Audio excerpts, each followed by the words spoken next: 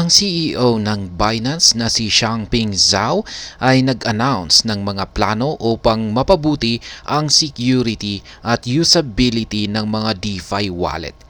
Kinikilala ang kasalukuyang mga kahinaan at nagpapakita ng pangako para sa mga hinaharap na improvement.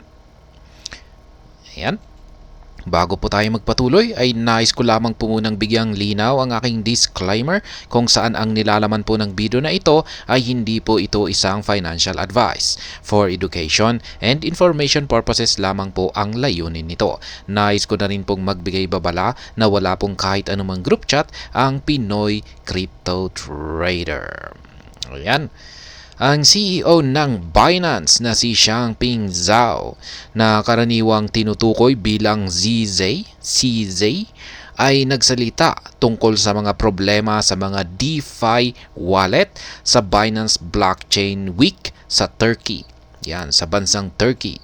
Sinabi ni Zhao na hindi sapat ang kaligtasan ng mga ito at mahirap gamitin. Sinimulan na ang kumpanya ni Zhao na harapin ang mga isyong ito sa kanilang bagong Web3 wallet.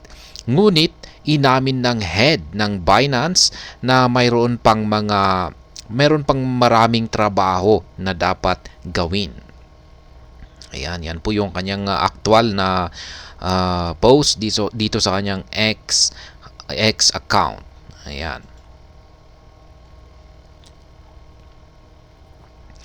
Inilahad ni Zhao na ang layunin ng Binance ay gawing mas ligtas at mas madaling gamitin ang mga DeFi wallet.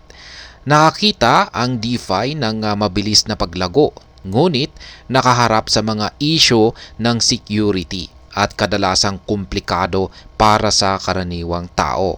Ang Web3 wallet ng Binance ay ang kanilang unang pagsisikap na lumikha ng mas mahusay at mas ligtas na wallet. Ang CEO ng Binance ay nagpahayag ng dedikasyon na maglaan ng mas maraming oras para mapabuti ang mga DeFi wallet at ang atensyon ng kumpanya sa security at ease of use ng DeFi wallet ay isang senyales na naglalayon na sila ay nagawing mas na-access ang DeFi para sa mas maraming tao. At hanggang dito na lamang po tayo sa video na ito mga ka-crypto.